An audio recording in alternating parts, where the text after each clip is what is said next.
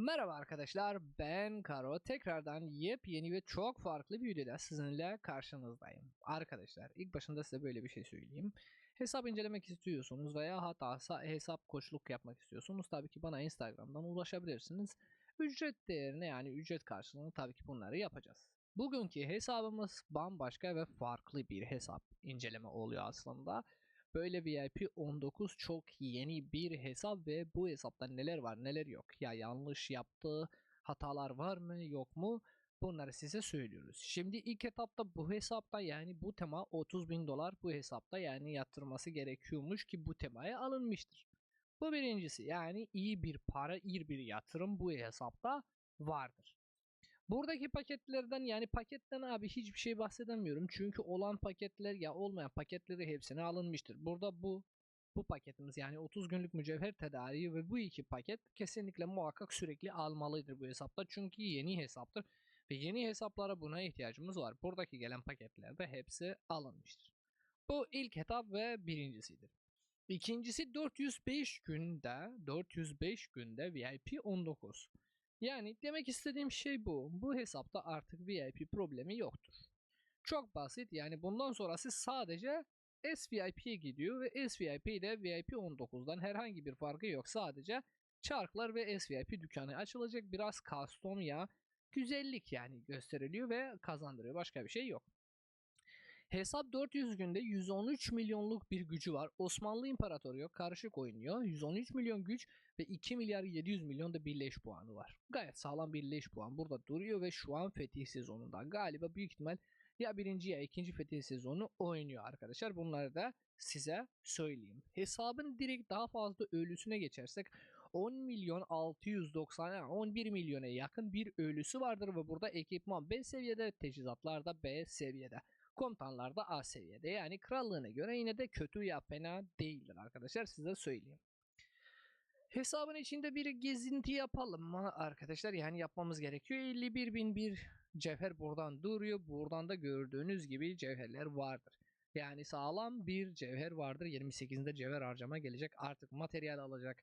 Bu tarz şeylerini alabiliyor. Hatta ben olsam yani yine de söyleyeyim. VIP 19'da olsam ilerideki zamanlarda bu oyunda neler geçeceğini bilemiyoruz arkadaşlar. VIP alacağım ama yapacak bir şey yok. İstediği şeyi yapabilir yani VIP 19'dur. Üzerine kaynaklar gerçekten oldukça sağlam bir kaynaklar duruyor. Yani gıda, odun, taş, altın gayet sağlamdır. Buradan da toplanan kaynaklarda 3,5 milyar gıda, 3,5 milyar odun, taş 4 milyar 1,3 altın vardır.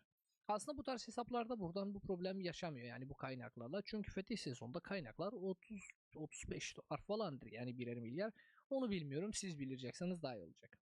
Hesapta bu kadar savaştığına göre ve buradan da gördüğünüz göre yani 116 gün iyileştirme hızlandırması, 378 gün genel hızlandırma, 370 gün eğitim hızlandırması vardır. Buradan da 68 gün araştırma hızlandırması buradan duruyor. Aslında o araştırma paketi de alabiliyor aylık 15 dolardan alırsa daha iyi olacak. Çünkü fetih sezonunda teknolojiyi yükselterek burada baya hızlandırma gidecek. Bunları size söyleyeyim.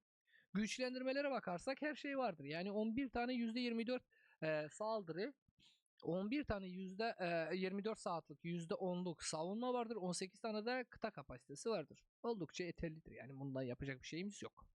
Burada ekipmana gelirsek aslında ekipman önemlidir. 400 günde neler yapabilir ki bir insan?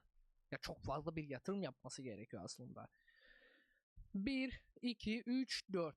4 çarpı 6 24, 25, 26, 27, 28, 29, 30 ekipman vardır ki 4 tanesi yani toplama komutanlarıdır. Bunları saymıyoruz. 26 tane ekipman var.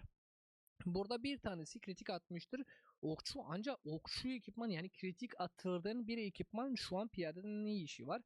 Veya hatta buradaki piyadedeki süvarideki bir ekipman Konstantin'den de ne işi var? Bunun da büyük ihtimal kanyonda kullanıyor. O yüzden böyle karma karışık bir şekilde kullanılmıştır ekipmanları büyük ihtimal. Ondan olabilir. Ama bakalım neler var neler yok hesapta yine de söyleyeyim. Burada bir ekipman kritik, 2 ekipman kritik, 3, 4, 5, 6, 7 tane ekipman kritiktir. Burada şimdi bu hesapta benim gördüğüm yani şu an hesap arkadaşlar her ne kadar da yeni olsa burada 4 seviye bir okçu ekipmanı görüyoruz. 2 seviye piyade okçu görüyoruz yine de. 2 seviye piyade, piyade 2 seviye 2 seviye süvari görüyoruz, 2 seviyede piyade görüyoruz. Yani ben hep bunu söylüyorum. Bir insan her ne kadar da para harcıyorsa, her ne kadar da bir şey yaparsa, 400 günlük bir hesapsa ilk başında bütün setlerini dizeceksin. Ondan sonrası kritiklemeye ve yükseltmeye gideceksin. Hatta böyle 5 ekipmanını diz, taslakları diz, sonra 2 seviye yap ve sonra kritiklenmeye git. Bu en doğrusu ve en mantıklısıdır. Bazı arkadaşlarımız da var, sağ olsunlar, biz de onların tecrübeleri de söylüyoruz. Bazı arkadaşlar da böyle bir yani şeye gelmişler ki bütün ekipmanlarımızı yapacağız. Sonra hepsini 3 seviye çıkartacağız. Birim kıta kapasitesiyle birlikte ve sonra da kritiklenmeye gidiyoruz. Benim düşüncem, kendime gayet mantıklı buluyorum.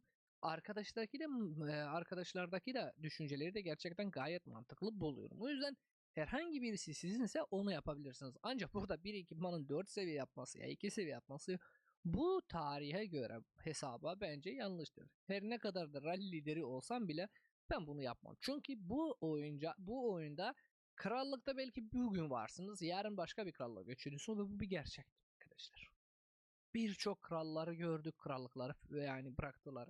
Birçok oyuncu gördük rally liderdi ama rally lider olmadı ondan sonrası ve bu yüzden hesaplarınızı bence ezilmeyin kimseye. Bu mantıklı. Teçhizatlarda komutanların üzerine bakacağız ve buradan da geldiğimiz şey tabii ki pasaportlar. 17 tane pasaportu var. Aslında 17 tane pasaport 100 milyonun üstünde 75 milyonla yani 75 tane pasaportla göç ediyor. Baya pasaportla problem yaşayacak bu hesap. O yüzden bütün bireysel kredini bence burada pasaport kısmına yatırabiliyorsun. Paketleri de ben sana söyleyeyim. En azından her ayda hiçbir şey almasan dostum süper fiyattan burada en azından bu 200 TL'liyi her ikisi öneriyorum. Çünkü pasaport her ne kadar elinizde olursa olsun. Bir kere aylık çekebiliyorsunuz stokta 385 dolar ki o da 25 pasaporta maliyeti oluyor yani. Biraz pahalı ve tuzludur. Bunu yapar mısınız? Ya da kaç kişi yapabilir? Yorumlarda yazabilirsiniz. Eğer ki hala videoyu izliyorsunuz bir tane beğeni atmayı ve abone olmayı da unutmayalım. Bakalım hesapta başka neler vardır? Eylem puanı pek fazla kalmamıştır ve buradan da altın kafalardan da sadece 166 tane altın kafa var. Eğer ki komutanlara gelirsek burada bir Kinshi'yi görebiliyoruz. Böyle bir okçu ekipmanıyla yine de söylediğim gibi. Yani buradaki Kinshi'de ekipmanlar tamam eyvallah. Buradaki zeval yüzüğü aslında verebilirsin.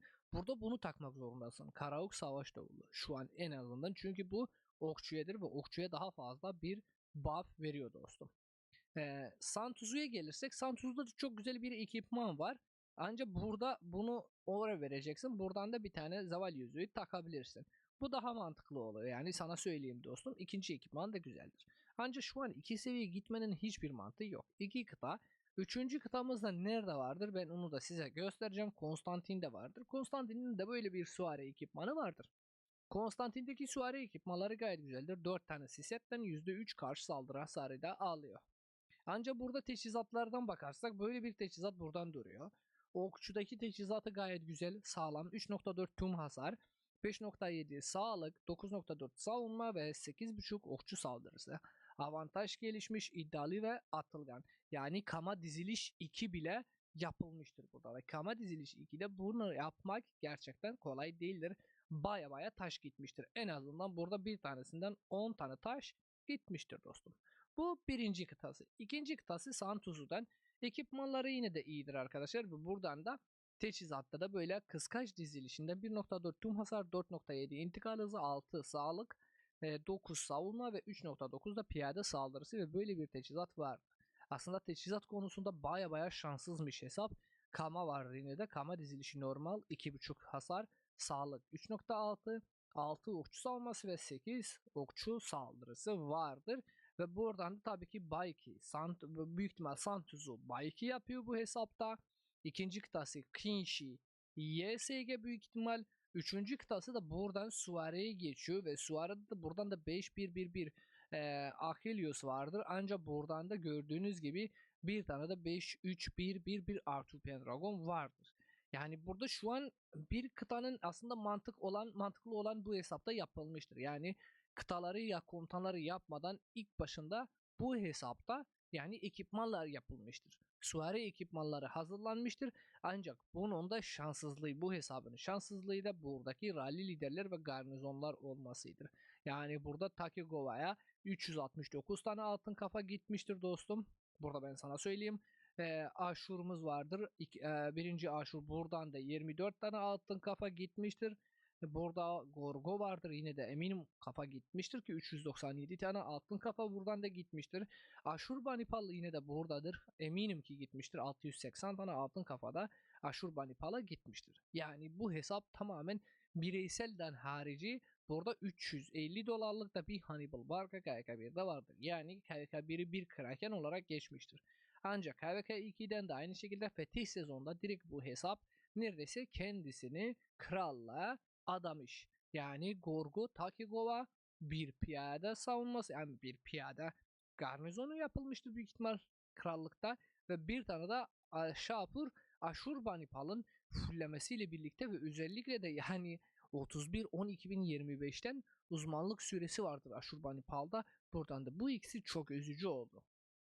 Peki hesabın toparlanması ya şeylerinden şu an hesabın herhangi bir toparlama söz konusu olamıyor. Aslında 3. kıtası vardır. Sadece 3. kıtayı bir tık daha düzeltmesi gerekiyor. Peki ben olsam ne yapacağım? Ben olsam yani burada ya Achilles ya da Arthur Pendragon'dan bir tanesini fulllerim yani. Ondan sonrası diğer komutanlarıma ya Suare'ye geçerim. Benim tercihim Arthur Pendragon mu olacak yoksa Achilles olacak? Bence Achilles daha mantıklı olabiliyor. Her ne kadar da Arthur Pendragon'dan birinci becerisiyle hem combo saldırı hasar faktörü olsa hem de doğrudan hasar faktörü olsa. Bunun sebebi Arthur Pendragon'un kötü olduğundan değildir arkadaşlar, size söyleyeyim. Şimdi en yeni komutanlarımız ve gerçekten en can yakıcı komutanlardan bahsedersek Santuz'u, yani sırayla bakarsak Quincy, Achilles, Santuz'u, bu 3 tane komutan metadalar şu an ve en azından 1 sene 1,5 sene daha metada kalacaklar. Yani Achilles Arthur Pendragon'dan çok daha sonra gelmiştir ve daha fazla bir şekilde size fayda sağlanacak. O yüzden ben olsam burada direkt Achilles'umu 60 seviye yapacağım. Achilles'umu fullleyeceğim. En azından hiçbir şey olmasa yani burada bir süvari komutanlığı ile kullanırım. Ondan sonrası da artık Arthur Pendragon'u da yükselttiğimde ya hatta yeni gelen süvari komutanı yükselttiğimde olacak.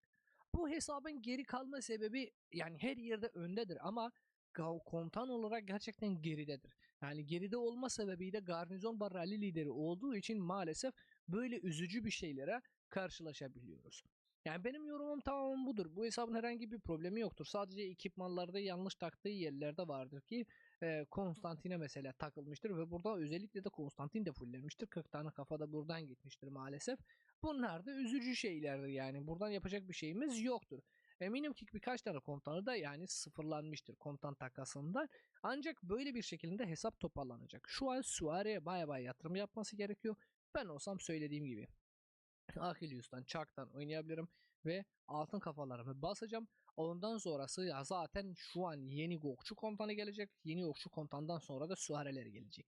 Ve böylesine ben sırayla diğer komutanlarımı fullleyeceğim. Çünkü bu hesap gününe göre ve her şeye göre gayet sağlam durmuştur. Yani benim tamamen yaptığım şeyler ve yorumlarım budur. Teçhizatlardan teçhizat paketi kesinlikle almalıdır. Burada maalesef üzülerek söyleyebilirim ya, hangilerini mesela buradan çevirmiştir? Bunu mu çevirmiş? Bunu mu çevirmiş? Ya bunu mu çevirmiş? Bilemiyorum hangisileri çevirmiştir. Ama bazı yerlerden bazı şey mesela bu çevirebilir %2 tüm hasarlı. Ama bazı şeylerin çevirmelerinin dostum çok yanlış olacak. Eminim ki buna dikkat etmen daha fazla lazımdır ve fetih sezona girdiğinde fetih sezon KK 1-2-3'e benzemez. Gerçekten ezilirsin ve sonra da pişman olacaksın. En ufak bir yanlış hesabını aylarca geride bırakır. Her ne kadar da krallık sana dese ki okçu rally lideri ol ya okçu garnizonu ol ya da piyade garnizonu ya piyade rally lideri ol, onun sonuçlarını ağır bir şekilde ödeyeceksin. Bunu da haberin olsun. Arkadaşlar bu hesabı da inceledik. Umarım beğenmişsiniz ve hesabın içindeki hataları da siz de yorumlarda yazarsanız aslında çok severiz. Hesabın farm hesapları vardı zaten. Burada no mercy, no mercy, no mercy, no mercy farm hesaplarda buradan duruyor. Sağlam bir şekilde ve bir bakalım ilerideki zamanlar belki 1 ay, belki 2 ay, belki 3 ay tekrardan hesap incelemesi yapacağız. Bakalım o zamana kadar bu hesap ne kadar ilerlemiştir. Arkadaşlar izlediğiniz için çok teşekkür ederim. Beğeni atmayı ve abone olmayı asla unutmayın. Hesap incelemek veya koçluk yapmak isterseniz Instagram'dan bana ulaşabilirsiniz.